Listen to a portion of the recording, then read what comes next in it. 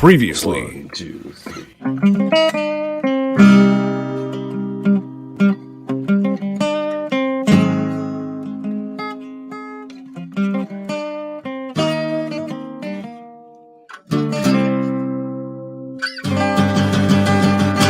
X-Rated, the X-Men animated review show.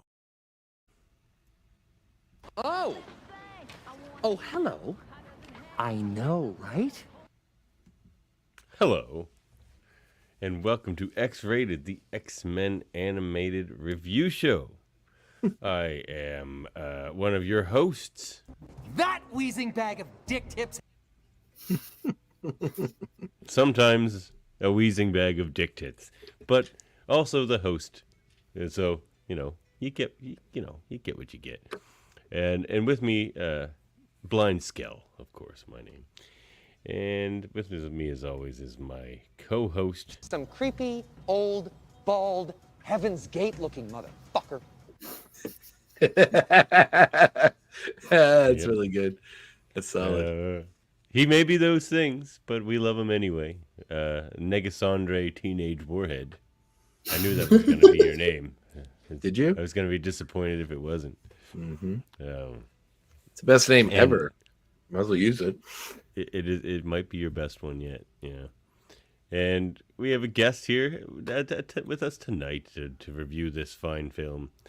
We have Piotr Nifolaevich Rob Sputin with us. We have him here with us. And let me tell you, he's got a nice pair of smooth criminals down under. So I hear. So. Oh, what's happening? What's going on? Hanif. Hanif's here with us. What's up? Oh, not too much, Did you guys enjoy the rewatch of this film? Thoroughly, actually. Yeah, I did.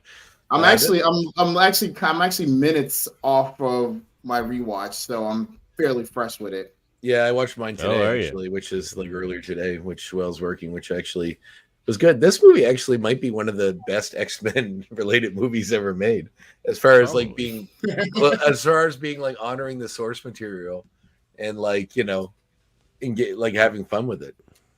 It's pretty great. We are here to review Deadpool from 2016. I feel like Davin doesn't agree since he just cleared through that without saying anything himself. You know what? I agree with everything you just said. Well, I know it does have the one thing Davin really hates in every movie. If you listen to his movie podcast, every time they do this, he gets really upset. And it's a flashback. Anytime they use flashbacks, he gets very upset. And this movie, a lot of it is flashbacks. There's a lot of flashbacks. So basically, he hates like 50% of movies. Most of them. Hollywood. Any movie that starts in the middle of the action and then goes back to explain how you got there, he hates it. Like it's instantly like a red flag. I don't like that. They do it a lot. They do it a lot in this. Well, here's what I'll say. I agree with everything you said. It might be the best X-Men movie, even. But you don't like the X-Men. It wasn't as good as I remember. Really? Like, I was like a little underwhelmed this time. Like it's still you need to kind of remember too that like a bunch of movies sort of copied this one since this came out. So you've seen this movie again a bunch of times, including a sequel in itself. So there's that.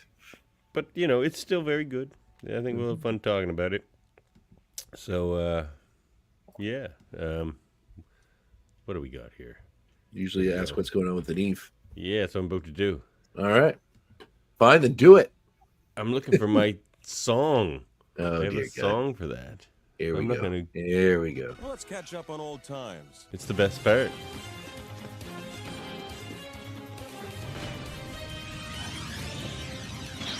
What I up to? What you think they doing up there? What they doing down up there in Florida? It's down there from here. Well, sweating my ass off because these summers are absolutely ridiculous. AP making some chimmy fucking chongas. Yep, that's my boy Andrew. Love that kid. Does he make a good chimichanga? I want to know. He hasn't made one for me, but hopefully someday. Get on it, man. He needs a chimichanga. Mm-hmm. So, outside of that, I have some kind of exciting news. I just recently joined a community choir. Really? Yeah, I used to I didn't sing know you choir sang. back. I'm a bit of a singer myself. Yeah, I used to sing choir back in high school, and it's one of those things where like 20 years later, I'm still itching, and I was like, I really wanted to Yeah, get man. back into like singing with a group, and so I got Oh, it plugged feels into a good. local community choir that's like 200 deep, and I went to a rehearsal last night, and it was good, but they're kind of running on like similar like to a school schedule where they don't start back up until August, and then like they do it by like a season, so it's like the 24-25 season starts in August, and then they go for the whole year, and then I guess they'll stop in summer. But I'm excited. It's good to go back to like doing like harmonies and parts and having like a group to back you up, and it's nice. Is it just like is it a church based thing, or is it just like No, actually, people getting together to sing? it's kind of, well, the director, he used to direct at one of our high schools down here, West Orange High School. Dr. Jeffrey Redding, very talented guy, very legendary. The man actually won a Grammy in like 2019 for like something choral related, so he's kind of a big deal around these parts. And yeah, he used to direct at like the high school, and then he moved to our one of our colleges, University of Central Florida, to direct their program, but he still is involved with this choir program. So a lot of people who like went to school with him or sang under him or know him, like they revere him so much. And so to be able to be a part of anything he's doing is just a huge honor and privilege. And the fact that he was so open, it was so cool. So we'll have to wait until August to get involved with that. Cool. That's Yeah, he very won a cool. Grammy for Music Educator Award. Yes. Yep. So that's very So, cool. yeah, it was a really big deal because like when they said when he got back to the school, they literally rolled a red carpet out to him because like we haven't had anybody from these parts do something that crazy. That's amazing. Like forever. Very cool. Mm-hmm. That's Yeah, very, speaking very of harmonies, if you ever want to hear me sing harmonies as a Klingon to Barrett's Privateers, but the Klingon version, because Murphy challenged me to write the Klingon version of Barrett's Privateers, so I did. Are you to fluent the in next Klingon? Computers of Trek. No, it's not in Klingon. It's like this. Oh, the year was 2373. I wish I was on Konos now. He It's probably like that. that song. Like that Right? song. He probably does not know what that song is. I have no idea. Yeah, like he's an American dude. He has no idea what that song is. That song is a very Canadian and specifically very Nova Scotian song, which is the province we are in. It's by a guy named Stan Rogers, who is from Ontario but fell in love with Nova Scotia and moved here. Was a folk singer. Well, no, his grandmother and his parents were from here. Yeah, well, he moved here because he fell in love with here, and he's a folk singer. He died in a tragic plane accident in the 80s, I believe. But his music is well worth checking out if you like. He has a very deep baritone voice, but he was a very cool folk singer and had some really, really great songs. I suggest checking him out if you like that sort of thing. I'm a big fan of him. Yeah, but that song specifically is really overplayed in our neck of the woods because it's very Klingon version. It's very reminiscent of Nova Scotia. So every time people drink at a bar somewhere, it gets played and everybody sings. Oh, geez. Oddly, it's like Sweet Caroline for us. Yeah, we got that one too, but this one is like the Nova Scotia version. Nova Scotian Sweet Caroline. Yeah, but this one's interesting because there's no music to it. It's all sing a cappella. So like the whole the only thing is like you just do the beat by hitting something. I don't know if you can hear that in the mic, but no, that sounds like sea shanties. Kind of, yeah, it very like much so, very much so, and which is also a very Nova Scotian thing. Somebody's like, there once was a ship. Yeah. Oh yeah. Yeah. In fact, he wrote it when he was hanging out with an actual sea shanty band. So wow. The oddly enough, when I saw Jack White play here, he I believe his real last name is Gillis, and he has family from this area.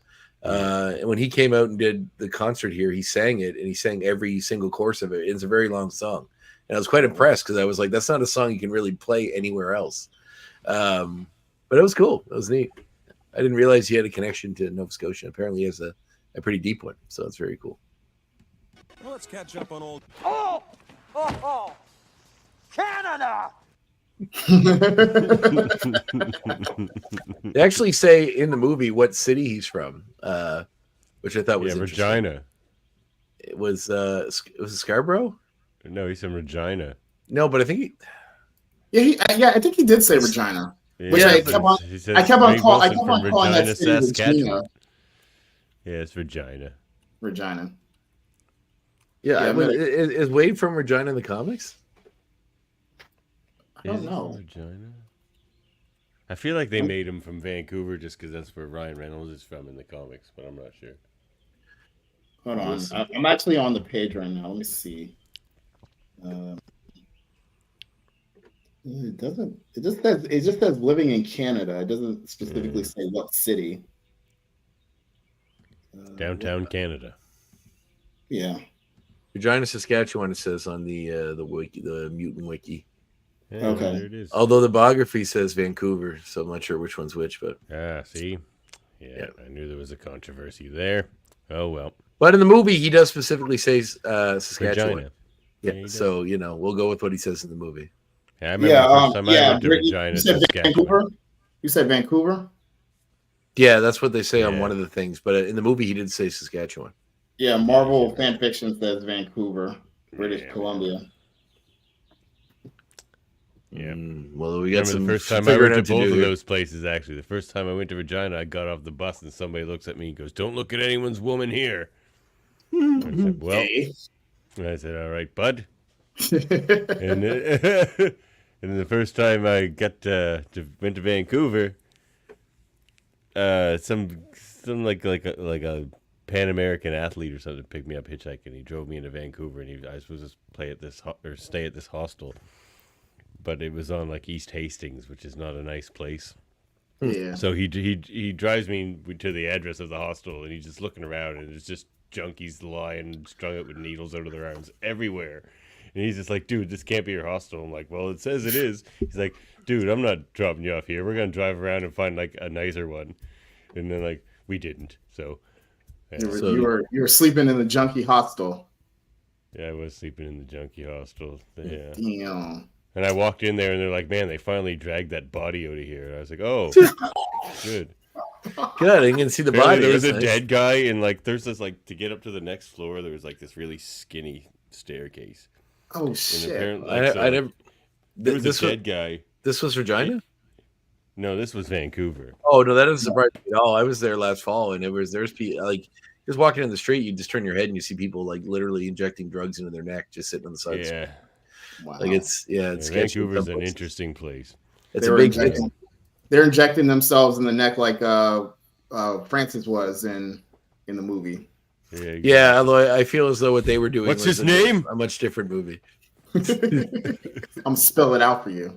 Yeah. It says according to the wiki of the character, it gives his original timeline and then his revised Sentinel timeline after a few days of future past. And it says he is Wade Wilson's born in Regina, Saskatchewan in 1975. There it wow. is. So making him 85, 95, 2005, 2015, making him like 42 when this movie happens. Yeah, he's 41 years older than me. Yeah. So I mean, I don't know how old sense. Ryan Reynolds is, but it's probably close to that age, I'd assume. Yeah. No, Ryan Reynolds would be in his 50s now, wouldn't he?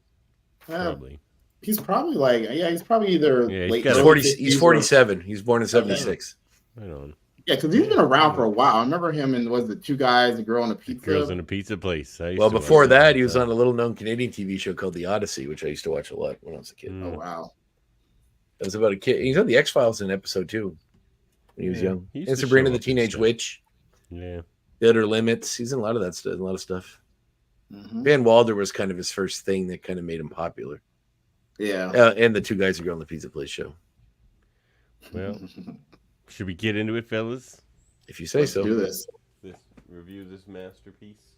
So I've never done a movie. I've never done a movie review with you guys. I've obviously done the episode of X-Men, but it's way worse. We go nuts. We get violent. We shout a lot of slurs and angry comments about each other. It gets very violent, and usually by the end of it we're just hammered and naked. Usually it's a real thing. So awesome. Strap in, buddy. Let's kick this off properly. Hey, yeah, I wanna shoot, baby. Shoot. There we go. Doop, doop. Oop-a-doo. Yeah, I didn't want to play enough to get us taken down. How much can you play before we get taken down? I don't know. Like samples can go to 8 seconds. Man, my Disney algorithm's really going to think I love Deadpool. It's like I've watched it twice within a few hours of each other in the same day. It's going to recommend Deadpool 2 to you for a while. Of course. Well, we have to watch it soon for this podcast. Well, we got, what is Apocalypse is next, isn't it? Yep. Oh, that's going to suck so bad. Okay. Yeah. What's your hardest liquor that you have? Oh God, I got some pretty strong ones. Nothing I don't normally drink on these. I'm having one or two today, but I might have to for that one because that is a fucking rough movie. I might have to drink when I watch the movie, and I'll probably forget it because I'll drink too much. Oh wow. I fell asleep in the theater watching that movie. It was so bad. Like, and I don't know. And I love movies, and I never fall asleep either. Oh, I got prodded awake at some point, but I think I pirated that one. Oh, I didn't see it in theater either. Yeah, I was like, I didn't feel like going to watch it in theater, so I found a lovely site and got to watch from there. Nice. Yeah. Well, we get a lovely little intro of a flash freeze and action scene. Disclaimer: we do not condone the use of illegal streaming. Yes, that is true. The Hanif's opinions and actions do not reflect those of X-Rated reflect on us. Show. Hey, it's the what's that thing? Statute of limitations. Yeah, I don't know how long that lasts in your country on those sort of things. Anywho. All right, so you get a flash frozen kind of mid-action sequence of Deadpool in a car that's flipping over while a bunch of hilarities ensuing. His balls are in a guy's face. He's pantsing a dude or wedging a dude. I have to fondle to get my very own movie. I can't tell you, but it does rhyme with pulverine. That might have got the biggest laugh out of me in the whole thing. Like, this movie was like quite clever at the time, and even so now. I mean, it's the first movie that you really had a fourth wall breaking kind of hero, and an R-rated hero that was interesting. Like Blade was an R-rated movie, right? But that wasn't like it wasn't funny, you know. No. And then that in the intro, like you noticed all like the titles. It was like starring a handsome gentleman, a CGI character, and like a British villain, and like a saucy teenager, you know, like all those sort of tropes. Yeah. And then it's like a CGI fight, and it was like, you know, written by some ass hats. You know, they did like play. The movie does play with a tongue firmly in his cheek about the people that even make it as well. Yeah. And it's great. I mean, the costume looks great too. Like considering there's very little CGI things that take me out of it in this. Considering the budget probably wasn't as high as, you know, they got in the second one. Mm-hmm. And what they're definitely got in the third one, that budget must be through the roof, but it looks pretty great, I must say. I'm reserving judgment. It must be out soon, isn't it? It's July next month. Oh, yeah. I think July 26th, maybe. Do you have that picture I sent you, Davin? We should show that. There's a release of like a Japanese and some Japanese magazine for like a life-size thing you can buy of Wolverine in full costume with the mask on, so you can see what the mask looks like.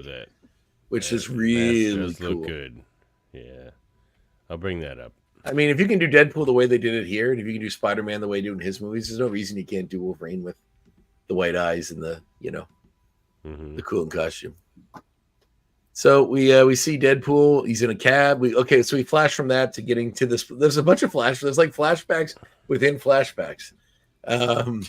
But basically, on the way to that action fight, we see Deadpool in a cab, who is getting lonely sitting in the cab because it's boring, and he comes to the front and he has a conversation with a taxi driver, played by an actor who is becoming kind of familiar lately because he's been in a lot of comedy things. Dopinder's the name of the character. He's the other DP. He's Paviter Pavarkar, is that what he's called? He does the voice. Yes, he does the voice of him in Into the Spider-Verse. But he's he's funny too. Into the Spider-Verse or Across Across Spider-Verse. He's like the super sexy Indian Spider-Man. Yeah. Oh yeah. He's the opposite of Peter Parker. He's the only one who has like super good luck and everything goes his way. I think everybody knows who he is and they're all cool with it. Like it's like he's not even like hiding his identity. Like he just gets to live his life. It's pretty funny. He's a pretty great character, actually. So he's played by I'm probably not gonna pronounce his name correctly, but Karan Soni, Karan Karan Soni. Karan, probably. Karen. No, probably not. It's probably not Karen. Listen, I said I was going to butcher the name. All right. It was It's not my close native enough. Went for tongue. it as good much as he could. If you asked an Indian guy to say my name, he might have a problem with it. All right, so we'll leave it alone. Anyway, yeah, look at that mask. Nice. That looks pretty Nice. good, man. I'm pretty excited to see that in live action. Yeah. Although, based on the trailers, I doubt he keeps it very long, but it'll still be cool to see it. Yeah, agreed. I got a theory about that movie. I think we can talk about it towards the end. All right, we'll get back to that. Yep. Yeah. So basically, he's on his way to this big battle, the one that we saw flash frozen, and and he has a conversation with Deepinder about what's going on in his life, the cab driver who's struggling to get a girl of his dreams because he's feuding with his brother, who's also handsome. No, his cousin. His cousin, right? Who's also handsome who's and more clever than him. more clever, more handsome, and Deadpool tells him to take to put it all in on love. Bantu, yes. So he kind of instructs him no matter what it takes to get the girl and to achieve his dream. We see the villain of the piece, Ajax, arrive, meet up with some random dude who's an actor I recognize but can't name. Given a briefcase, and then they take off together. So basically, he's on his way away from this, and this is where Deadpool was heading towards in the car, or in the cab. So Deepinder drops him off at a overpass where he hangs out, and then this scene actually was like the CGI scene that they made to test this that kind of got the movie sold, because I believe they purposefully released this thing that wasn't supposed to be released so that the audience. Somebody did, so that people would be able to see how cool it was, and then the pressure from that would force the studios into making the film, which is a very smart idea if that's what happened, because it got made. We're also talking about like a character as random as Deadpool. Like, I feel like even if it wasn't this scene, if they put out like another scene, there was going to be like some general interest, because I feel like the fandom wanted something that wasn't that travesty that was Wolverine Origins. Mm-hmm. What do you mean? The cinematic masterpiece that was Wolverine Origins? Yeah, let's the merc with the mouth, and let's sew his mouth shut. Which they he was not treated very well in this movie. So basically, Deadpool has Shoot playing. If I were you, like he trashes all his old movies in this. He's like, oh yeah, they Super rag on this a green lot. or animated. Yeah. A lot of tongue-in-cheek references to Green Lantern, and even himself as an actor, where he's talking about how important being handsome is. He says, "Do you think Ryan Reynolds gets jobs based on his acting prowess? Superior acting method." So there's that too. Yeah. But so we see he's playing Shoop on a little speaker there while he's drawing with crayons on paper, waiting for him to drive under this overpass. Then he drops down on top of the vehicle and gets in a huge fight with I'm not going to describe the whole fight, but it's a pretty great action sequence with cars flipping, and he like burns the guy with the cigarette lighter and then puts it in his mouth and holds it in there, which would be incredibly uncomfortable. But also, what cars have cigarette lighters anymore? Like the car looks very new, but also they've stopped putting those in cars in like 2010. Not for criminals. Criminals. Maybe in America it's different. They're in the States here. So no, those lighters have turned into car chargers. Yeah, USB chargers. Yeah. I suppose they could still charge a lighter if you stuck it in there.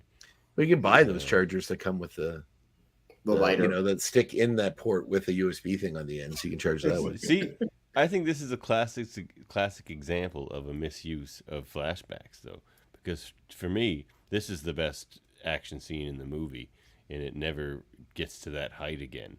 And so instead of putting it at the beginning of the movie, so it's like kind of peters out a bit. I find that this movie a bit. And could have had this near the end where it should have been chronologically. Well, the big fight, it would have. The big fight at the end with the big boss was pretty cool. But yeah, this sequence is pretty amazing. But I guess it's like trying to get you in the action and get you interested right away. Yeah.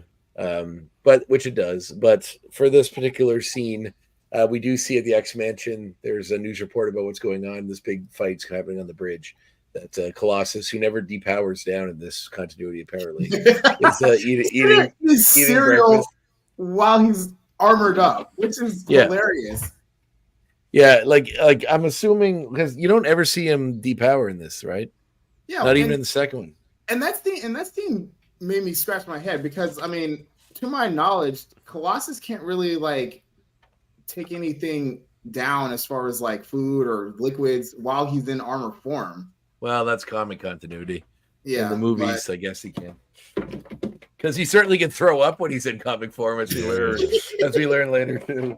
Which I forgot about that little part of that scene, which is pretty fantastic. Yeah. the movie's great, man. Like I do really like. Did I leave the stove on? Yeah, that's like when he's flipping upside down. So anyway, all the villains, there's a whole cavalcade of cars. They're all attacking when he's in the one car, and he only has like 12 bullets left, but he managed because he forgot his gun bag with his ammo bag back in the taxi, which is a running gag in this movie. Easily the best scene in the movie. But these guys are enhanced, some of them with mutant-like powers. We know that they reference that the villain who I'll refer to as Ajax now, because he will know that him as that later. Is said like one of the guys he's having to deal with says goddamn mutants, right? Like, so that's where we know these guys are mutants too. But there's this big thing, like 1, 2, 3, 4, 5, 6, 7. He keeps missing that one guy. And then there's one guy that he really hated. He shot twice in the head, and he's like, stupid but worth it. 8, 9, 10. Yeah, stupid, worth it. So he basically thinks that Ajax is in this one vehicle, and he's fighting all these guys to get there. But as he's like just skewering one of the guys in the fight, we go even further back to find out how he got to this point, which establishes him as a flashback on a flashback. Oh yeah, which he references that. But he says, "Oh, he's not a hero," and they give him his backstory, in which he is a mercenary named Wade Wilson, played by a devilishly handsome Canadian fellow named Ryan Reynolds. Who shows up in an apartment of a guy that's getting a pizza delivered. You think he's there to kill the guy with the bedazzled jeans that ordered the pizza, but he's actually there for the pizza guy who has been stalking a young girl that's an associate of his that he's doing a favor. Shoot your fucking cat. Yeah. What does that mean? I don't even have a cat. In whose litter box do I just take a shit in? And then they all just like stare at him, and he just kind of looks awkwardly. I mean, I am pretty happy he's wearing a B. Arthur shirt as well throughout this whole exchange, which apparently, and I could save this for a point later, cost them like a lot of money to use her likeness on the shirt in this movie. But Ryan Reynolds, but Ryan Reynolds forced the point that I'm like maybe like $30,000 or something. It was like a significant amount of money, but Ryan Reynolds pushed the issue and made it happen. So. I'm sure I would imagine Ryan Reynolds pushed a lot of issues to make something happen in this movie. Probably why it almost didn't get made. Yeah. $10,000 apparently, according to the commentary track, is how much they paid to use the B. Arthur t-shirt. Wow. Choose her face in Deadpool. Okay. Which is a small price to pay for the best golden girl to be in your t-shirt. Yeah. And it worked out in the end, and the movie did very well. And yeah, yes, I'm sure everybody got paid and got Christmas gifts. Yes, exactly. And obviously sequels happen. So he threatens the guy, really threatens him hard and says that he will cut off his dick basically if he comes anywhere within 100 feet of her. Then he gets photos of him apologizing, like writing an apology. Goes show the girl that it's over. She calls him a hero. He tells her not that he isn't. Basically goes back to the bar where all the mercenaries hang out. The Deadpool. I don't know if that's the name of the bar. I think that's just the pool they have on the wall to see who's going to die one day. Like a betting pool, which is a clever way to get the name. Yeah. It's certainly better than they did in X-Men Wolverine Origins. And they're just like, let's add more to the Deadpool, which is what they called like the DNA of all the dead mutants they're collecting. It didn't make sense. Why are we still referencing that movie? That movie is like because it was great. I had to use the MIB eraser thingy to get that shit out of my mind. The Blob was just a normal sized guy who got fat because he was lazy, not because it's his power. Oh my god! But we see Deadpool. A woman broke up with him. Yes, she was a gymnast. She's a gymnast. So we see Deadpool order a blowjob shot and send it off to another merc, a big scary merc in the bar, and say it's from a different merc in the bar starting a big fight, which, as we find out, starts a big fight, which gets broken up, and the guy that gets attacked is not dead, and everybody's disappointed because we discover there's a dead pool they have on the wall of what days people will die, and you can win money if someone dies in the day you have selected for them. But nobody gets any money today because the guy was still alive. And we find out the bartender, whose name is Weasel, played by TJ Miller. who apparently had a problematic issue with these 2 movies because he doesn't come back. He sort of famously has had a falling out with Ryan Reynolds in the production. He's not just Ryan Reynolds. He's famously not a. He's a alleged SA predator, and he also TJ Miller is. He allegedly did some sexual assault, and he also allegedly made a bomb threat on an Amtrak train, and you can't do those things. I didn't hear. He's a fairly unstable dude, it seems like. And it's funny because I was reading an article where he was talking about Ryan Reynolds having weird behavior on the set, and I'm like, my guy, you can't talk about somebody's weird behavior when you're a total SA perp and you made a bomb threat. You're the one who needs to look at weird behavior. Yeah, that's funny. I mean, he's pretty great in this movie, but aside from that, he was great. But I mean, when you're doing creep shit, and then you got to go. You don't get to come back. Yeah. And also, we'll talk about another person on this in this movie who also is kind of problematic. Is there another one? Is it Ed Skrein? No. What's her name? Oh, yeah, right, Angel.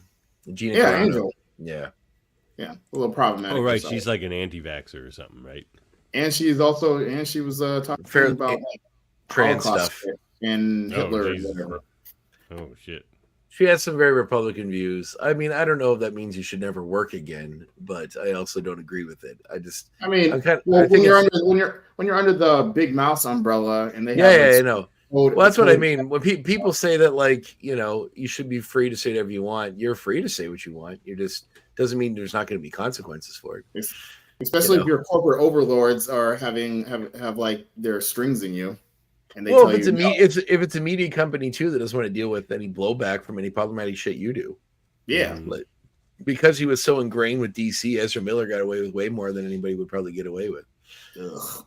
So, Anyway, the Deadpool was not met. We see that Weasel had bet on Wade to die that day, and there's a funny little dialogue between them. Then Wade meets a prostitute who is in the bar, played by. Their exchange is quite funny. Yes, where they're comparing their traumas. Yeah, and they keep trying to one up each other, which is pretty funny. Played by Monica Baccarin, I believe is Morena Baccarin. Yeah, Morena. Sorry, Firefly, who is amazing in everything and gorgeous, and Morena Baccarin, 10 out of 10 in everything. Yeah, and she also if you guys are probably not DC fans, but on Gotham she was Leslie. Yeah. She was killer on that. I loved her on that. She's good in everything. She was Dr. Leslie Tompkins, the Batman's personal doctor later. Yeah, and killer of spoiler if you DC Comics lets you if you follow that. Although I think they redeemed that later. That was like 6 crises ago. I don't know where they are now. Yeah. So we see Wade and her fall in love. We get some kind of advanced scenes of them going on dates and all the weird sex stuff they're doing. Every holiday they have some kind of fun montage. My favorite was Chinese New Year, the year of the dog, and I thought was it International Women's Day where she has a strap on was a pretty funny one. Yes, that was funny. Nope. And he sort of taps out pretty early. She was like they were doing it and with like eating Thanksgiving dinner, and she like had the turkey and the mashed potatoes in her mouth and stuff like that. Right. Yeah. And they're wearing that. Yeah. It's pretty great. And it's very cute. Like they're very cute together. Yeah. But then basically he proposes, she accepts, and then he collapses. And we found he has stage 4 cancer. That's in his brain, his lungs, and his liver, all serious ass places. The first act is a 10 out of 10 for sure. The first act is great. I mean, I think it's pretty great. I mean, I don't know how else you could have finished the rest of the movie from what they've set up in the first 2 acts, but so he manages. Come back to the big fight where he can't find the person he's trying to find, Ajax. He calls him Francis, as we'll find. That's part of the story. Francis Fanny is his name in the Francis comes back on a motorcycle. He was part of the convoy in a motorcycle. And then him and Deadpool have a bit of an exchange where Deadpool manages to pin him to the side of the bridge with his sword and revealing that he is Wade Wilson. All of how we got to this will be revealed soon. And then he's interrupted from killing him or getting what he wants out of him, basically, by Colossus, who shows up. Who 3 or 4 moments. It's Oh, it's like 4 3 out or of 4 5. moments speech. Yeah, 4 out or of 5 5. moments. Yeah, and when Colossus That's way later. That's way later. I know. Yeah, and then Colossus is throwing him, and he's going in like slow motion, and then we go back to another flashback. Yeah, we cut back to what happened after the cancer diagnosis. We see so many flashbacks. We see a toy of Deadpool from Wolverine. Like when we cut back to his apartment after they get the cancer diagnosis, the Deadpool toy from Wolverine X-Men Origins. There's no way they made those. Did they? Oh no, they definitely did. Toy? Oh, they did. That's a real toy. Look it up. It's a real toy. That might have been a Toy Biz manufacturer before Hasbro. That's a very real toy. Yeah, they did. I can't believe that. In the insanity of it all, there was a small fan base that actually enjoyed that movie. So we discover his love of Wham. Action figure collectors. That's who. We discover his love of Wham as he's packing up his things. Basically, that will also play into something I want to. I guess, are y'all doing X points on this one? Oh yeah. We usually do like our We kind of talk about the things in the movie that we liked as we go through it. Okay, that's what we did before. All right. Well, we didn't do the points at the end. We just did some fun facts that I look up. Okay. Okay, that Wham part, I might want to bring that up later. Go ahead.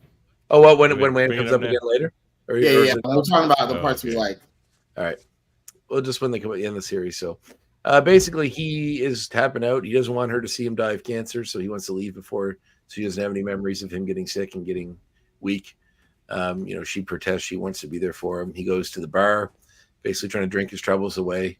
Is approached by a disturbing man in a tuxedo that he constantly refers to as like a child molester, based on his appearance. Jared. Yeah, Jared, like, and he says he wants a full foot long. School. Yeah, it's a lot of references to that. He's one of the aliens from Galaxy Quest. That's right. Yeah, he is, isn't he? Yeah. We will miss you. He keeps calling him Agent Smith from like the Matrix. Yeah. And he offers them a chance to become super enhanced with a process they can do that will cure his cancer. A superhero.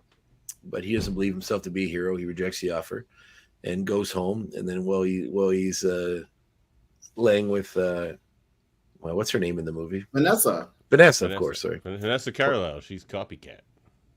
When he's lying with Vanessa, not that we ever really find that out or anything. No, not yet. Anyway, maybe it'll be the next one. But yeah, maybe.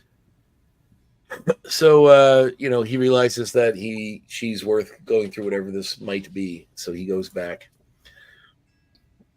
He leaves, basically packs up his stuff and leaves in the night, and then calls the number he was given to say that he wants to volunteer for the program. And then we're back into the fight sequence where Deadpool is getting thrown into a car by our good friend Pyotr Nikolaevich Rasputin, aka Colossus. That's right.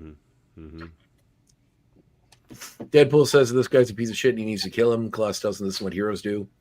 They reference that he's trying to recruit him. Introduces them to Negasonic Teenage Warhead. Yeah. That is correct. It gets the scene where she Negasonic Teenage. What the shit? Yeah, and he's trying to ask her if they can trade names. Yeah, he thinks her name's great, and I have a reference to that later, which could be continuity, or we got a lot of continuity stuff to talk about later, so I will reference it. Do you know what that name is from? Anybody? It's like a song. It's like some song. Yeah, it sounded like something from like an old punk rock or 80s band or something. A little newer than that, but yes. So it's by a band called Monster Magnet, and they did a song called Negasonic Teenage Warhead. Monster Magnet, Space most load, motherfucker. That's it. Space load. That song is awesome, but to me, they're most notable. If you're a WWE fan, they did Matt Hardy's theme song at one point when he had the "Live for the Moment" theme song, where he was doing the Mattitude follower kind of gimmick. But they're a great band, very cool stoner rock. They're identified as stoner rock, and that's kind of their type of music. Nice. So basically, Colossus wants to bring them all back to school to iron this out because he wants Deadpool to be a hero and join them. Apparently, they've tried to recruit him before, but he keeps turning them down. And he meets Negasonic Teenage Warhead, who he's, he kind of catches her because he says, you're like the dressed in black teenager, so you're either going to say you don't give a shit or you're going to say something mean. So which one's it going to be? And then she's like, well, you kind of got me in a box here. No, and it's awkward silence. Or that's what it was. Like Awkward silence was something incredibly mean, and then just like a long pause. She's like, "Well, you kind of got me in a box here." You got me in a box there. He's like, "Ha!" And he kept referring to her as Sinead O'Connor. Yeah, yes, he does. That comes a little later, but yes, that's near the end of the movie. But that is pretty great. She does look like her a bit too, actually. She does. Yeah. So while this is all happening, he's arguing with them. He sees that Ajax has escaped. Deadpool tries to fight Colossus. He's so angry that he lost his chance. But basically, when he keeps punching, he's breaking all of his limbs. He tries to kick him, breaks his ankle. Tries to kick him with his other foot, breaks his other ankles, breaks his hands. He makes a fun reference to the T-Rex because his hands are the most feared of all the dinosaurs. But they handcuff him and start dragging him back to the school, and he starts healing. And he's like, he's like, you're going to see the professor, and then he's like, McAfee or Stewart. Yeah, things are confusing with this timeline. He says, so which is great. Basically, we have learned that he heals. We see in the fight that he gets shot through the arm and the bullet hole heals. And that's actually a really cool scene where he gets shot through the arm and he's looking at the hole. And through the hole, he sees the guy in the motorcycle coming. There's like some nice little touches there.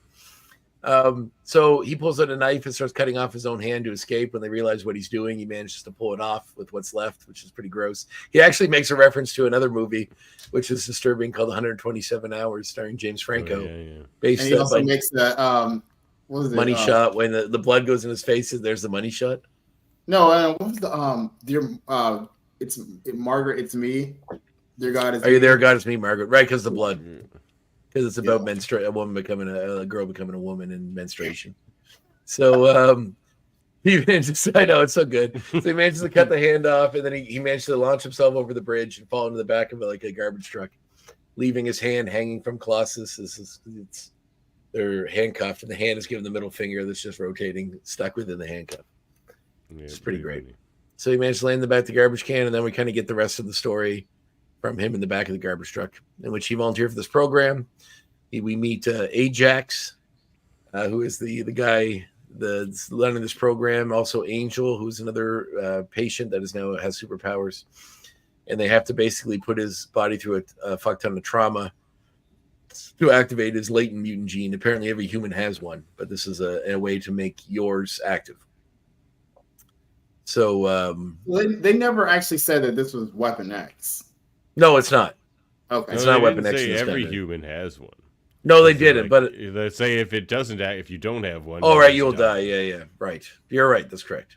But no, this is not referenced at any point as being part of a Weapon X program. No, however, but it's like they do. Like he's a mutate. He's not a mutant in the comics. He's a mutate, and they do say that word. It's a forced mutation. Specifically, they say mutate. It's like we're trying to make you mutate. So they're trying to. I think that's a reference to the fact that he's a mutate. But after you mutate, you're a mutant. No, that's a different thing. Not in reality. That's not our language. In the comics, isn't Mr. Sinister mutate? He's a mutate too. Gave himself enhanced with mutant abilities. If you're given powers, you're a mutate. But it is referenced that it's some kind of a gene that they could active if you have it, right? In this, they say that. Yes.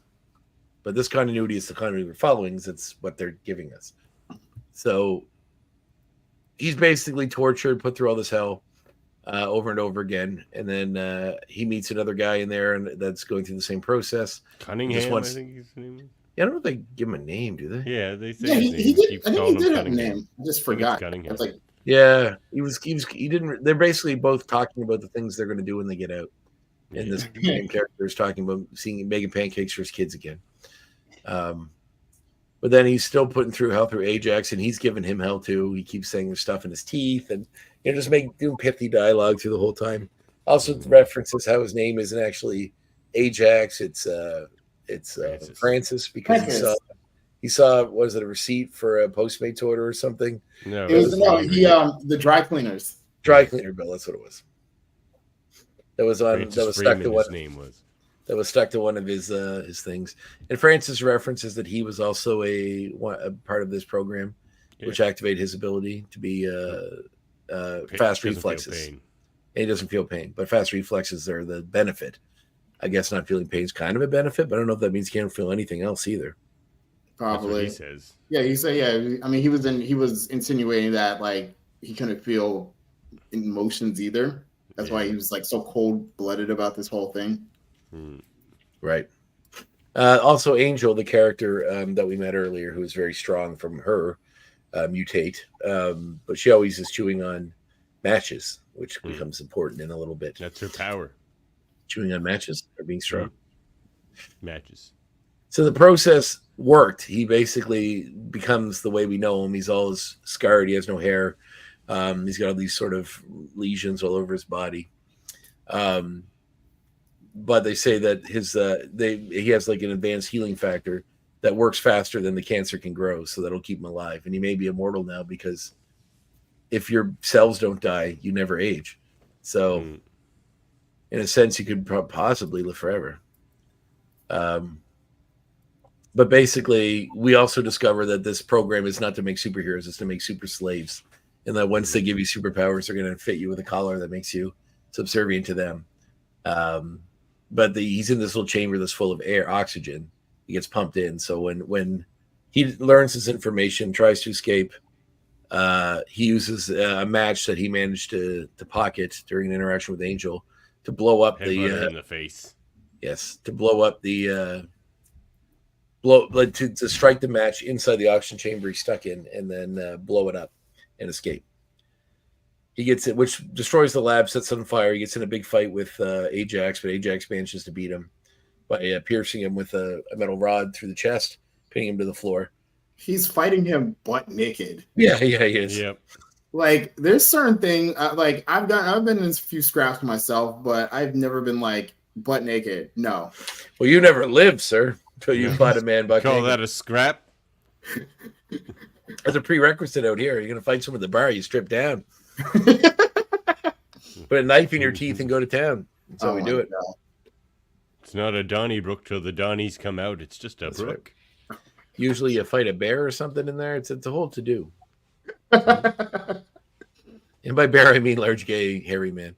But I'm kidding, of course. But we get to this big... He gets pinned down there. He sees his friend also die in this fire because he's pinned in there as the explosion happens. He managed to pull himself out of the wreckage because of his healing factor. And he tracks down Vanessa, tries to follow her, but won't reveal his identity to her because he's horrified about how he looks. He goes to Weasel and reveals who he is, like what he looks like now after all that happened to him, which caused a pretty fun little exchange where they talk about his appearance and how horrifying it is. He says it's like an avocado fucked an even older, grosser avocado. And then like this whole list. My favorite one though is when he just goes, You're haunting. just haunting. You are haunting.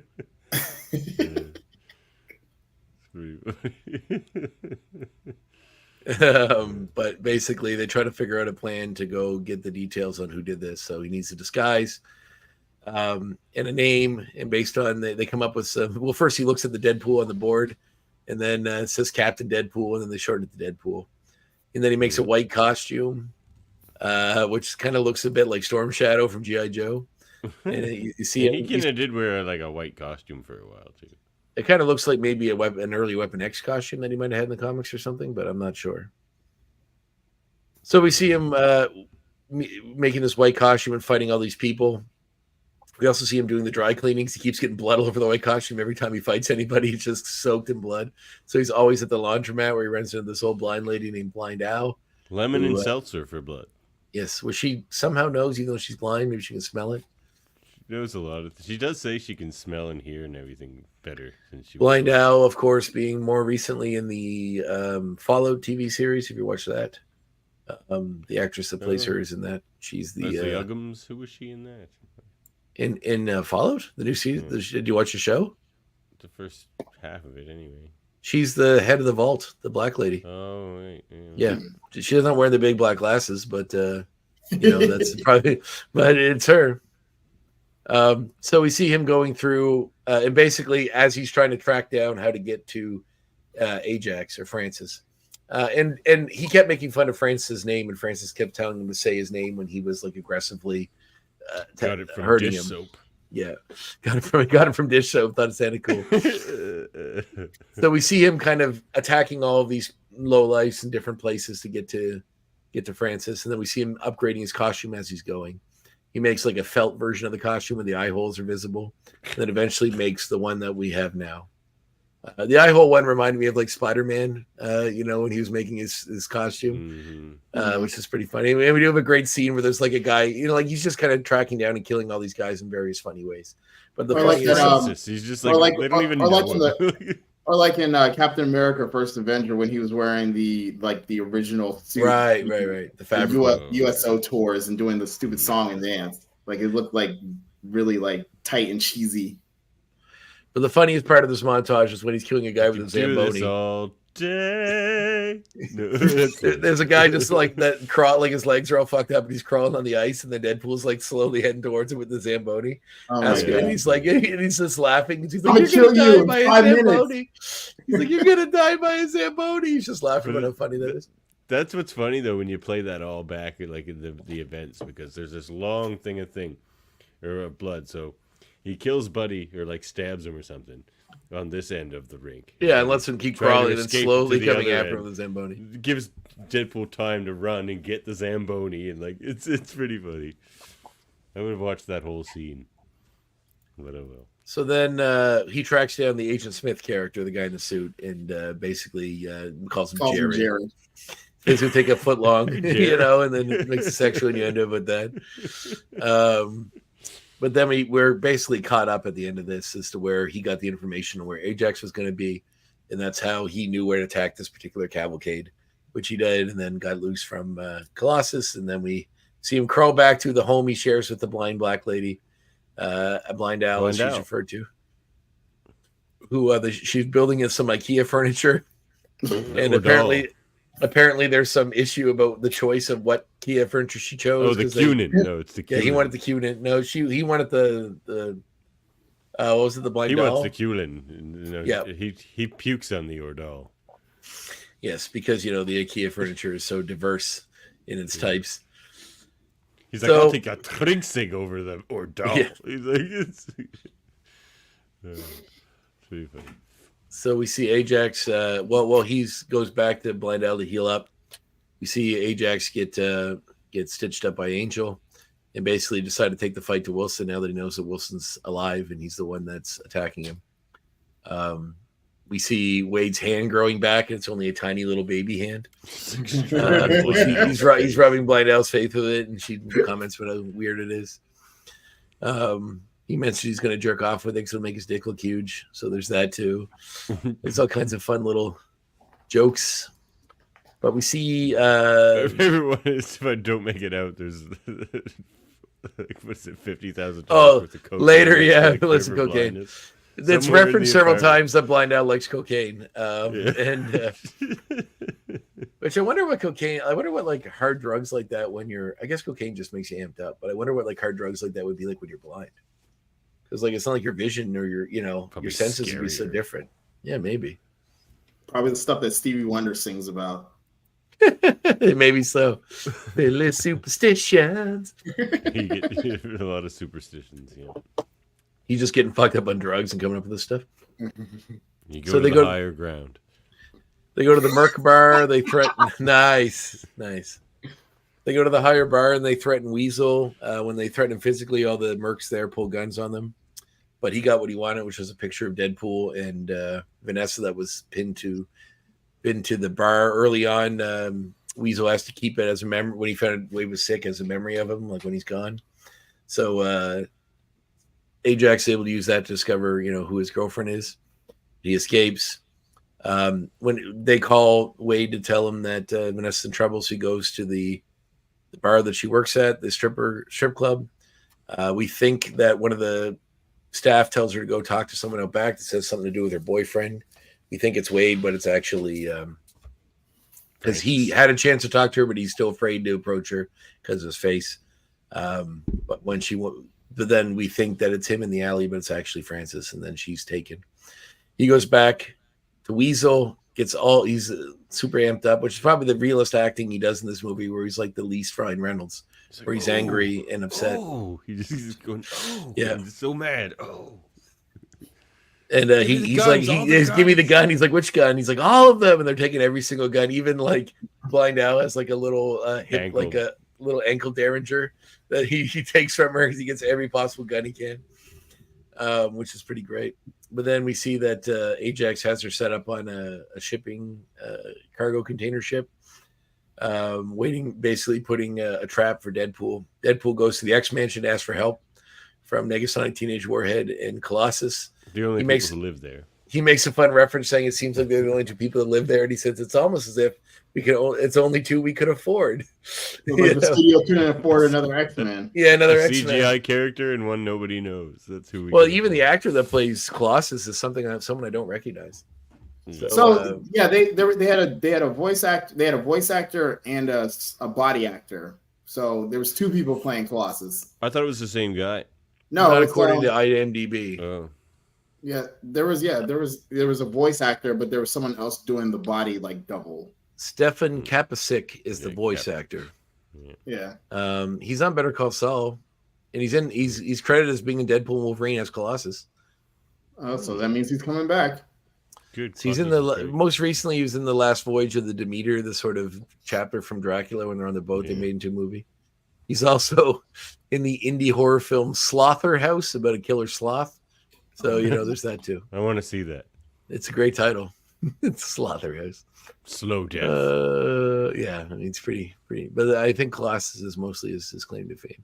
I think the other stuff he's in has kind of been little things. But, I mean, his voice work is good. Very good. The sloth is coming. It's like, no. So he goes to the mansion, gets their help. They take the cab, also with Dupinder again, to get to where they're going. Previously, he couldn't afford to pay him because he didn't carry money in a wallet in his suit. So he paid Dupinder with a high five. This time he pays him with 2 high fives. But during the trip, we also discovered that Dupinder's romantic rival was in the trunk because he couldn't get the job done by winning her heart. So he decided to kidnap Dupinder and kill him, or Buta, and kill him. Bantu, yeah, it's funny. Or Bantu, that's right. Trying to look good in front of Colossus is oversized, big ass, is sitting in the back seat looking goofy. And when Dupinder's like, well, I did what you told me, so I put him in the trunk, and then like Colossus horrified about this, what's going on, and Deadpool's like, why didn't I do that? I'm so happy you did this, and he's like, you should let this man go, kill him right away, and he's like, and then go get the heart of the woman. There's no way to win your heart. Kidnap her. And then later on, when they all get into the cab, he's like, you know what you have to do. Poor Bantu, he's not making it out of that trunk. And then, of course, when they get there and they go to the cab and the cab leaves, Negasonic Teenage Warhead points out that he forgot his bag full of guns. So he's trying to call Dupinder, but Dupinder's trying to reach for the phone. He gets in an accident in which the back end of the car gets rear-ended. So you just hear Bantu scream, like screaming in the back. He's like, Bantu. So you get in a car accident with a body in the back, with a duffel bag full of weapons. You're probably like a foreign immigrant, so this does not look good. Nope.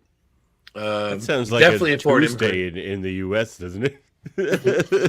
So that massive fight ensues in which Colossus basically pairs off. Colossus and Negasonic Teenage Warhead fight Angel, which has a big fight with them all getting tossed around using their powers, which is great. And then Deadpool has a big old fight with Ajax. Francis, yes. So he has her in a chamber similar to the one that he was in, basically keeping her at bay there, and he's going to like suffocate her. But during the fight, Deadpool manages to use his sword to make a hole in it so she can breathe. During the fight, he also gets a knife in the head, which screws with his. He's seen cartoon animals and stuff, and he's sort of out of it during the fight. But basically, Negasonic Teenage Warhead, whose powers differ in this than they do in the comics, caused explosions in this, which caused a massive one that caused a big hole in the side of the container ship. And it was almost like she was like a female cannonball. Kind of, yeah. Just the way they went with this. But basically, they managed to save her, and Deadpool has one final standoff with Ajax, gets him down and wants him to undo what he did to his face, which was the whole plan. But then Ajax laughs and says that, like, what's done is done. You can't fix this. Like, you're stuck looking this way. You basically are immortal, and this is it. So then he's going to kill him, but then Colossus has this really Love stops him after they manage to incapacitate Angel. And there's a nice scene where 4 or 5 moments. Yeah. It's this lovely speech where he says that you don't need to be a hero all the time. There's only 4 or 5 moments you need to be a real hero, because everybody's stuck with, hard choices in this life. But if you choose to help someone 4 or 5 times, that's all it takes. And this is a moment where he could, and basically in the middle of the speech, Deadpool just shoots him in the head. And not Klaus, he shoots Ajax in the head. And then Klaus is midway through a sentence. He's 4 to 5 minutes. That's all you need. You could spend. And then he shoots him in the head. And Klaus is sees it. And he just starts throwing up. He's oh, because he sees the brains go everywhere. Davin, your mic's off. Yeah, your mic's off, Davin. You're on mute. I'm back. Yeah. And basically, and then Klaus is disgusted that he killed him, but then he's look, and he's yes, I'll look for those other 4 or 5 moments, this wasn't the moment, but there'll be others, is what Deadpool says. And then he says, how am I going to face her? And then Klaus says she's got to figure it out fast because she's coming for it to see him, and she knows that it's Wade under the mask, but she hasn't seen his face yet. So this is where he warns her that this experiment that made him into this has messed him up physically. He takes the mask off, and he has a picture of Hugh Jackman. Earlier, when he's packing a bag, he throws in a bunch of stuff, and one of them is the World's Sexiest Man People magazine with Hugh Jackman on the cover. And then when he takes off the mask, he has that face of Hugh Jackman stapled to his face. But she wants to see his face. She takes it off, and she's not horrified. She says after a few drinks, this could be a face she could sit on, which is a nice little moment, saying that looks are and everything, and they're still in love, which is a nice moment. And basically he starts playing Wham, the song Careless Whisper, I think it is it? Yep. Rest in peace, George Michael. That's right. Which is actually the song's about cheating on someone, which is funny that it's the song that that he loves so much. But there's a great cover. Doesn't have to make sense. It's Deadpool. It doesn't. However, if you want to, I'm a huge fan of the HBO series Watchmen, the one they made. Yeah. And that song is very important in one episode, which follows a character called Looking Glass, who was in New York when the squid monster teleported there and killed all the people. Yeah. And that song was playing in the past, the Wham song, and when he's faced with a moment in the future that's reminiscent of that, they play a really sad cover of that song by a female artist, which is really cool. You have to look it up, so I can't remember what her name is, but it's really good. So anyway, they kiss, and then it goes into the credits. And he has a little voiceover talking about that. And then if you wait long enough through the credits, they do a little homage to Ferris Bueller's Day Off, where he comes out in the robe and tells everyone to go home. And then he tells them that it's over. Yeah, he says it's going to be a sequel. Then he comes back and says there will be a sequel, and he can tell us the Cable will be in it. They don't know who it's going to be yet, but it'll be a cool character, and to come back next time. And we all know who plays him eventually. Although he's not in the third movie. Lawrence Bain. It would have been cool, but I feel like probably not the way Hollywood generally works. But yeah, and that's it. He shoots us off home and tells it, and then it says as a fun little note. I think there's a title card, which is pretty funny. After he walks away, I want to read. He does that. Yeah, right. It's a song from Ferris Bueller. Yeah, but there's a little moment. Maybe it's right here. I don't know. There's never mind. That's it. End of film. Woo! Yay! I think I got that through. I think that may be a record time for getting through a movie run through. Well, this movie's not plot heavy. You forgot about the part where he literally spelled out Francis's name with all the dead soldiers. He did, yeah, because he said I'll spell it out for you earlier, and then he put a picture out on there. So what's our lowest rated? Generation X? Oh no, Wolverine was 2.3. Each of us will have to look into his own heart and decide. You guys actually watched Generation X? Yep. Holy shit! It's 1.7 better than X-Men Origins Wolverine. Wow. Jamil gave it a 4, but he talked like it was at least an 8. He loved that movie. He loves it. Yeah, we all gave it a 4. Guys, rate your thing while I pick up my baby. All right.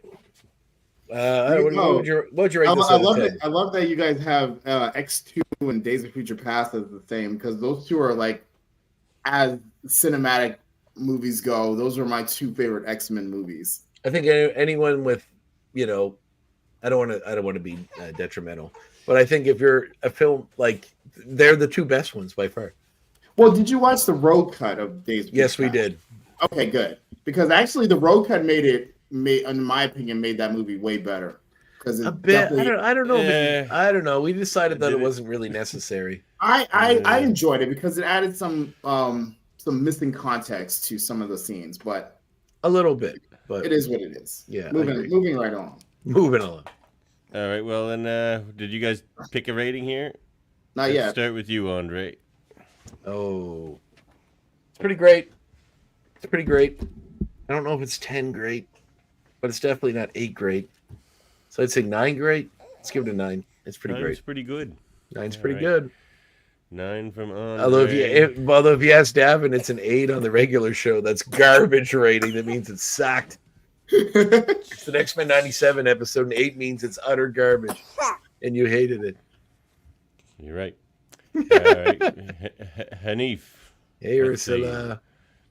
I'll give it a 9. I mean, the movie still has a very special place in my heart, and I do remember going to see it in theaters like it was yesterday, and we just had so much fun. And it wasn't that long ago; it was 2016. I know, yeah, but I mean, it really did feel like a decade ago now. Yeah, especially with like the pandemic and COVID and everything that's happened in between, it literally feels like that shit was like 20 years ago. But nah, I give it a 9. It was great. It was lovely. Right. It's like Marvel. I call Deadpool Marvel improv because honestly, if they were to come out and say like we completely freestyle that shit and didn't have a script, I would believe them. Yeah. And that's what I loved about it because it was so like you never knew where they were going with it. I'm gonna meet you guys there. I think it was a 9 as well. Yay! Yay! I feel like whenever Kermit the Frog, freaks out, he goes, "Yay!" with the arms. Wait a minute, though, but what was that? The Family Guy, the wacky waving inflatable tube guy. Reconsidering. That's right. Flashbacks. No, fine. If anything, it's a point about how great this is that you could still enjoy it with the flashbacks. It's true. Because you really hate those flashbacks. Well, they really use them a lot in this too. Sure do. Right. Well, let's get on to get on up on the dance floor. Hey, check this out. Well, this is check this out, our comic reminiscences and recommendations segment. I'm gonna go right ahead with mine here, and I don't have my issues anymore because I gave them away. They were signed, and I gave them away as presents. There's something by Rob Liefeld? No, Deadpool Illustrated. It's probably my favorite Deadpool story, where he weaves his way through literature, killing villains and in such, or is it heroes he kills? Did you say he wades his way? Yes, I did. Thank you for catching that. But yeah, so there he is with Moby Dick, and yeah, it's like he's killing all literary heroes or villains. God, now I can't even remember. But he's like, just so like the tropes don't exist, like that affect him. He's just like, I go back and kill all literature, then these tropes won't be a problem for me. I see. That's funny. Yeah. So that's mine. What you guys got? Well, I don't have the book with me because we normally didn't do these when we did the movies last time. But Butterfly House by Troy Little and Brenda Little. It was an animated book that is a really cool little horror story that actually can be. It flips. It's half a book one way, and then when you flip the book and read from the other half, it's half a book the other way, and they meet in the middle. And no matter what way you read the book, it connects. It's very cool, and it's a very unique and interesting way of doing it, and makes for a really cool little horror story. So look it up online. You can buy it from them, I think, on their website, Peg and Moose Press, if you miss the Kickstarter, but it's super, super good, and highly suggest it. Butterfly House. What do you got, Hanif? Tell us something cool to watch or read. Well, on the topic of Deadpool, I'm going to give 2. Deadpool Kills the Marvel Universe. Oh, yeah. And The Wedding of Deadpool. Oh, yes. Whatever ended. How did that story end? Because I don't think I ever caught that one. Well, he gets married to death. Yeah, I And knew all he, that, but I just didn't know how it ended. She was I like a think weird demon, right? Oh no, when he marries Death. What about the woman he yeah, married? yeah. Well, he marries Shikla of the the queen of the underworld or She's like a whatever, vampire. Monster Yeah. City or something Yeah. like that. Yeah. And he's going around basically. I think he gets like Nightcrawler to officiate. He wanted like Logan and Cap and all these people to like be his like best men.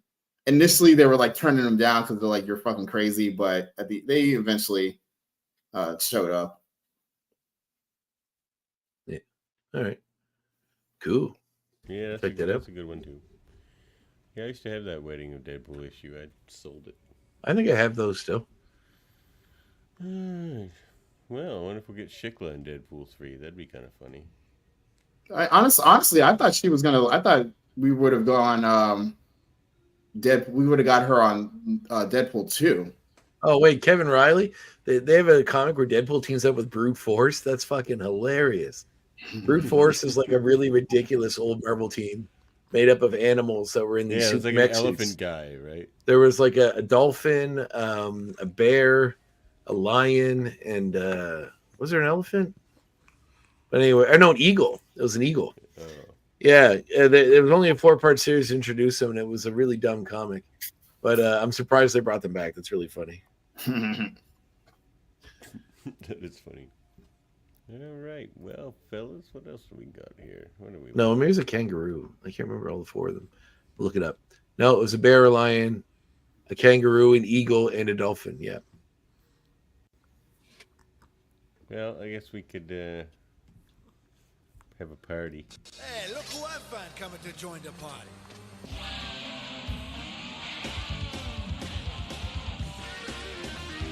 Glad y'all decided to join the party.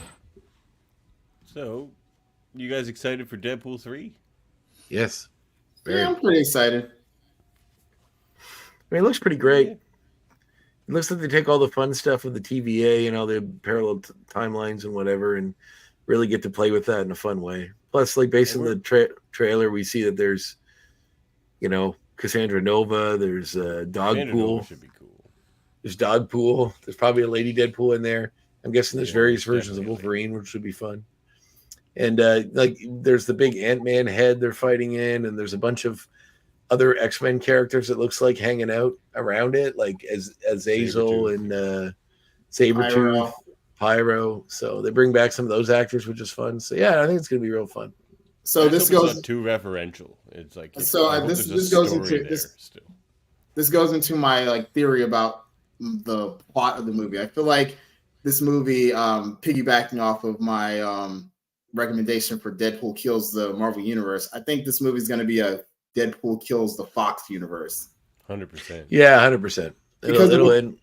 I think all the rumored appearances, because I've heard they said that Jennifer Garner was on set. She might be reprising Elektra. Ian Richards, it might be doing Reed Richards. I saw James Marsden, Holly Berry, Famke Johnson.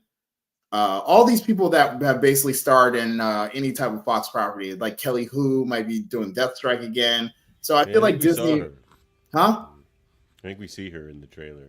Yeah. So I think I really feel like Disney is going to be like, oh, we're going to put the official nail on this Fox Universe shit, and because this is our shit now. Hope it's a big nail. Yeah. Put it to bed. It's about time. So let's see what Marvel's got to bring to it. Yeah. Oh, wait a minute. Dre, did you bring up the cameo in Deadpool? Which one? The DJ in the strip club. Oh yeah, Stan Lee, right? Yeah, God rest the king himself. I do have some facts about the movie. Do you want to run through some of those? Some fun notes? Go for it. Yeah. Some Andres morsels, as making a reference to your Mayans morsels, I guess, which will make a reference to Davin's other show, Hold Up, which I believe I'm to be a guest on soon. So there's a 13-year-old boy named Connor McGrath who was terminally ill and a fan of Deadpool in Edmonton that wanted to see the movie, but couldn't make it to the screening because of his illness. So Ryan Reynolds went there and gave him a private screening of the movie before he passed away a few months later. So Ryan Reynolds named Dopinder after a friend of his in high school that he thought was a really cool guy. if you look in the background when they're at the skee ball, when they're playing skee ball at the arcade, there is a stuffed animal of Dogpool on the wall. Nice. Which is a fun reference to that.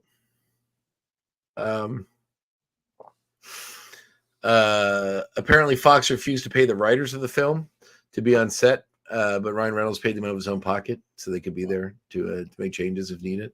That's a very Ryan Reynolds thing. He would visit the sick kids hospital in costume to hang out with kids and stuff. So apparently Negasonic Teenage Warhead was always intended to be in the film.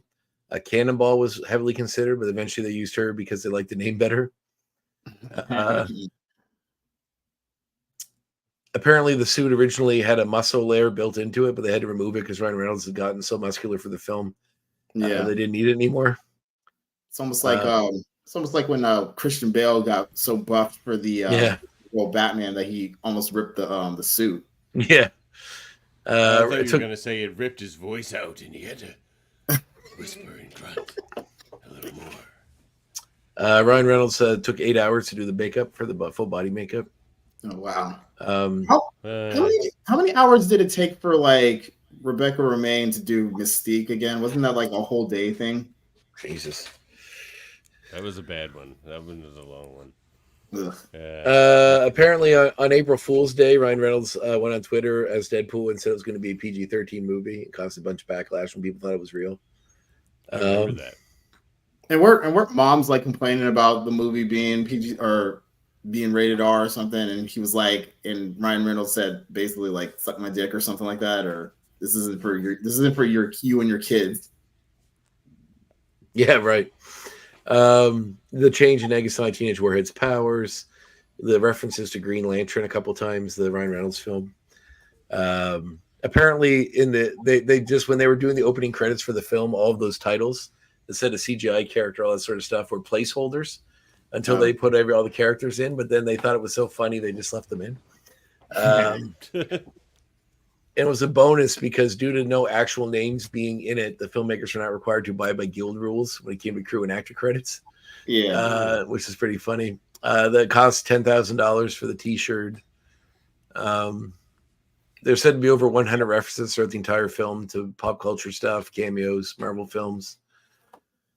They took 48 days to shoot the movie, which is actually pretty short. Yeah, that is. But it's not like they had like a whole lot of like set changes to do. No, this movie's kind of like 3 scenes. They keep zipping around back and forth to. Became the first R-rated movie to have a 3-day opening weekend of over $100 million. Nice. The other ones are The Matrix Reloaded and The Passion of the Christ. Film had a lower budget than X-Men, Iron Man, Avengers, or Captain America movies. What was that? Oh, no comment on those other movies, he said. Oh. Deadpool mentions that he looks like he was bitten by a radioactive Sharpei, which is a fun reference to Spider-Man, all that sort of stuff. Yeah. It's also apparently how he got interested in the Deadpool character in the first place. The reference, Deadpool saws off his hand and blood sprays across his face. He says, "Are you there, God? It's me, Margaret," as you mentioned, which is the title of the Judy Blume novel. Rob Liefeld says he got the name. To finish my point, Andre, that's how he got interested in the Deadpool character, because in a Deadpool comic, Deadpool is described as looking like Ryan Reynolds mixed like a Sharpei. So that's right, cross for the Sharpei. Got onto his, Apparently, Rob Liefeld says he got the name for Deadpool from the Dirty Harry movie, The Deadpool, from 1988.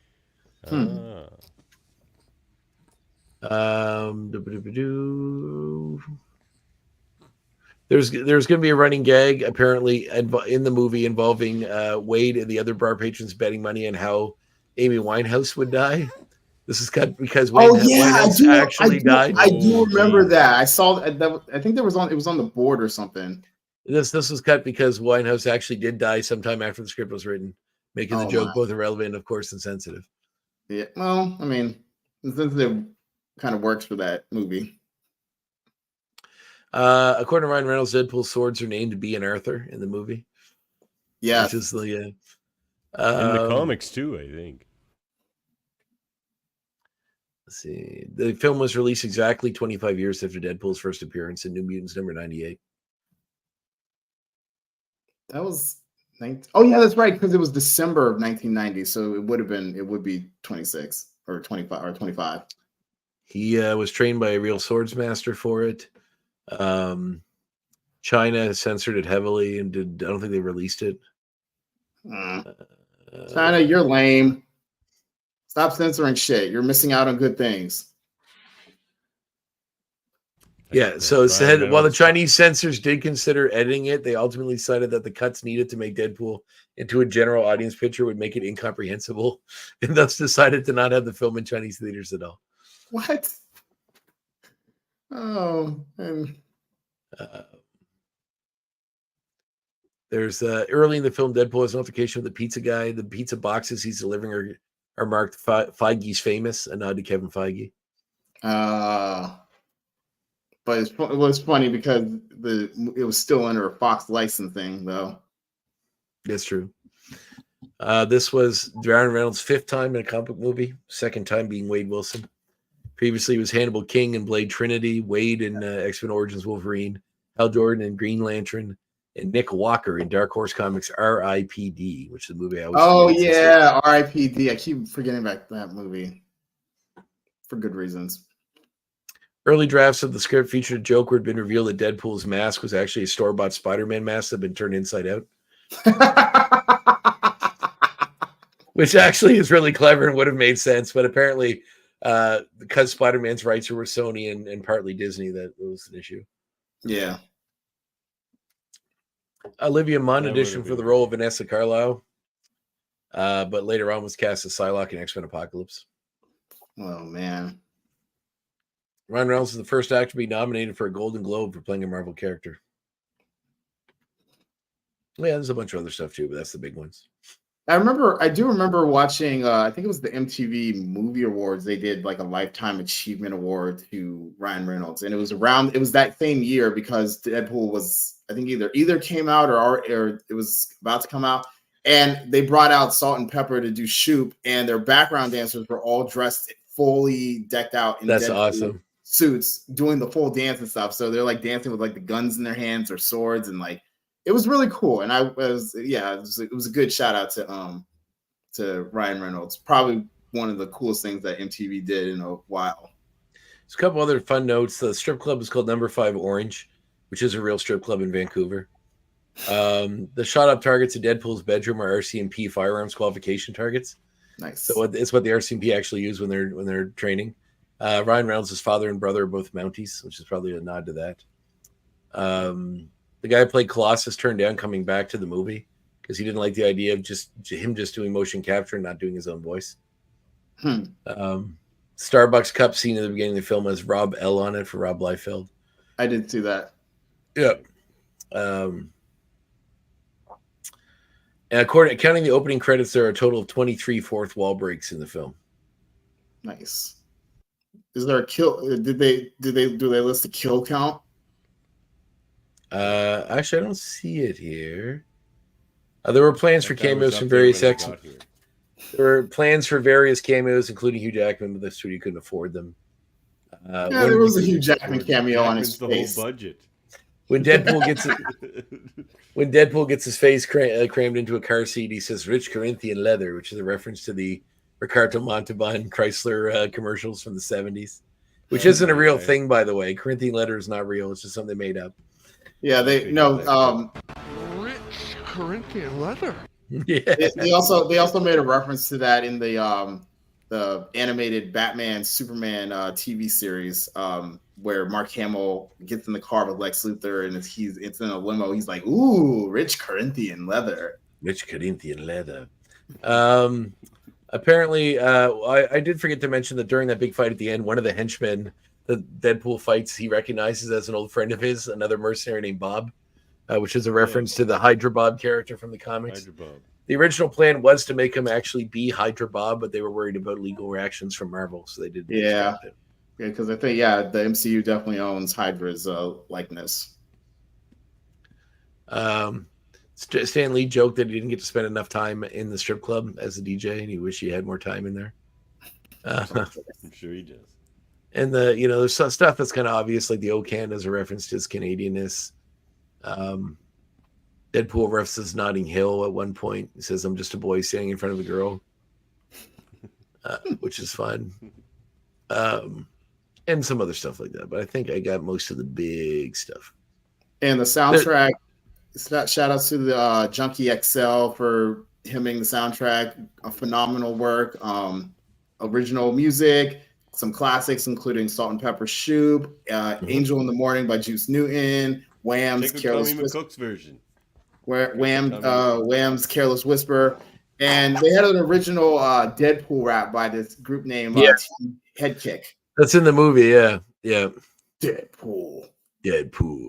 That's actually a pretty fly song. In the film, Colossus is 7'6" tall. Yeah, that's good. Yeah, that's comically his actual height, I think, because when he's depowered, he's like 6'6", but when he irons up, he is 7'6", I believe. Deadpool's shoes are black Nike SFBs. That's the same ones worn by the U.S. Air Force or Armed Forces. At one point, Colossus says, "Dead or alive, you're coming with me," which is a nod to RoboCop.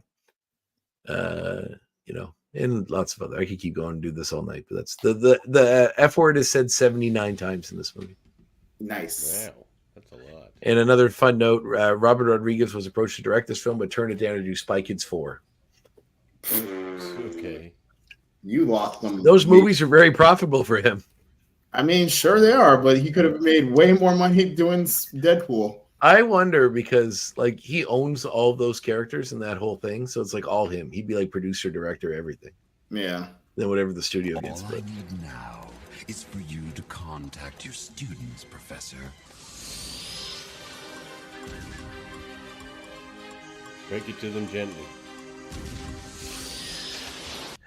Well, sometimes you need to eat your vegetables. Sometimes you need to take your medicine. Sometimes you need to break up with somebody and put yourself in an awkward situation you don't want to be in.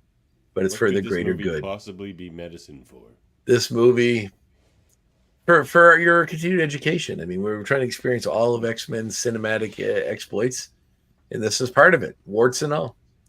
And much like X-Men Wolverine Origins and X-Men 3, there may be aspects of this we forgot that are actually pretty good. And let's hope that there's one or two of those in this as well. We had small Quicksilver scene, I guess. That might be enjoyable again. Although it does seem weird that they did it like again.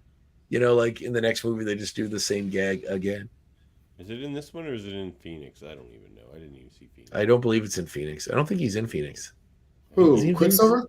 Yeah. Yeah, he is. Dark Phoenix, he is. All right. Yeah, he had a couple. There was a couple cool spots, but he was pretty much useless after like the first half. Mm-hmm. Right. You know karate, man? Right, yeah, I forgot about that. So please go watch X-Men Apocalypse, starring I don't know karate. What may be Oscar Isaac's most unfortunate performance in a movie I've ever seen him in. Has to be.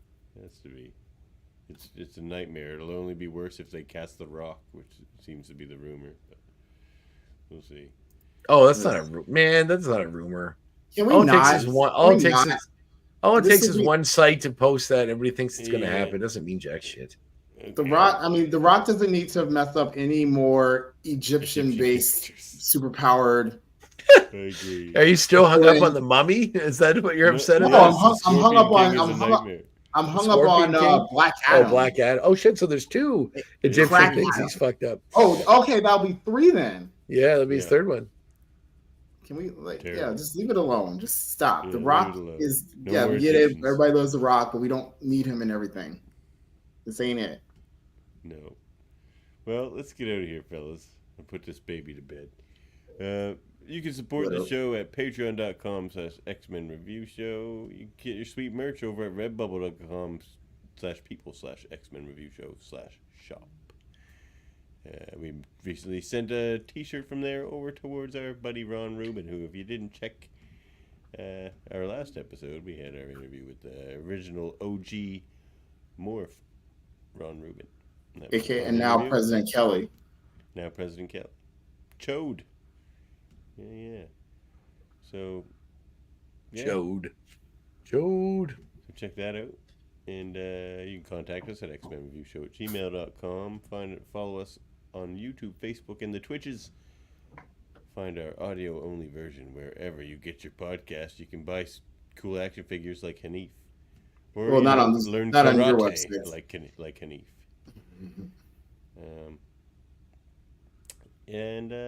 Please like, review, subscribe. And I guess that's it for me. Anything else there from you guys? Anything final thoughts on this one? I don't know. No, to me, it just it was a little bit more of a standard origin story than I remembered. Yeah, but I mean that's what it had to be. Otherwise, I just remembered it being sort of different for one of those. But watching it this time, I'm like, no, this is sort of like Doctor Strange 1, but funnier. Like just kind of a standard origin story.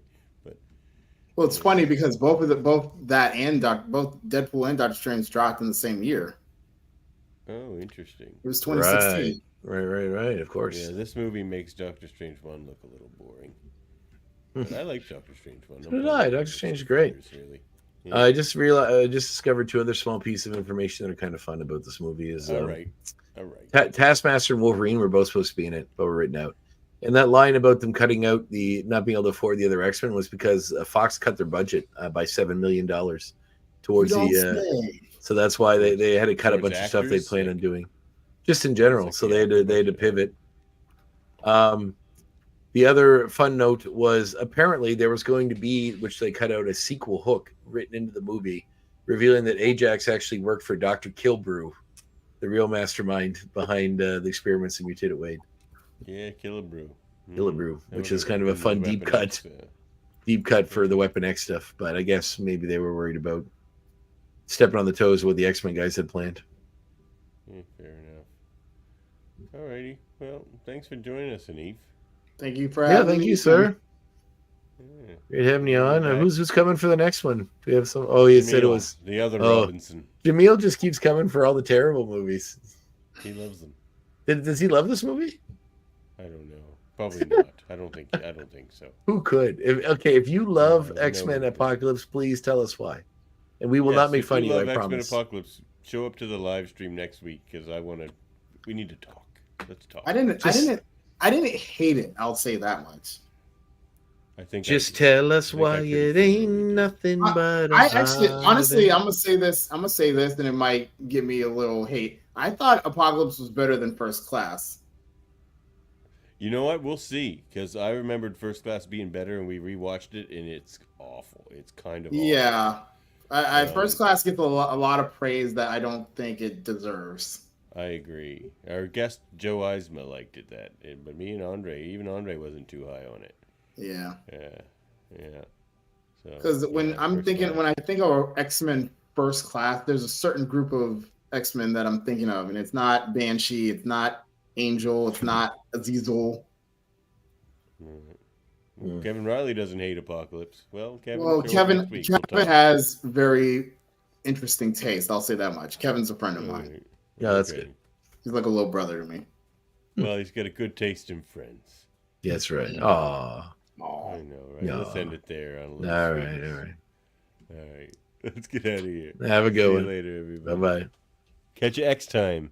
Next time. Anyway, I got places to be, a face to fix, and bad guys to kill.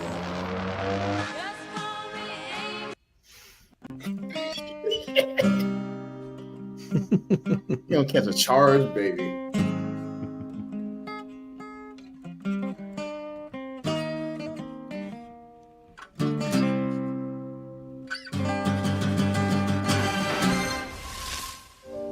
Beam up some Star Trek content with Live Long and Podcast. Tune in to X-Rated, the X-Men animated review show. Artistic interviews with graphic histories. A roundtable movie discussion with Hey, did you see this one? And movie reviews with Hold Up, a movie podcast. And while you're at it, spin a few records with Eamon on Track. Watch us duke it out on trivial debates. And let's chat about TV with the Super Mater Brothers. It's all here on the United Federation of Podcasts.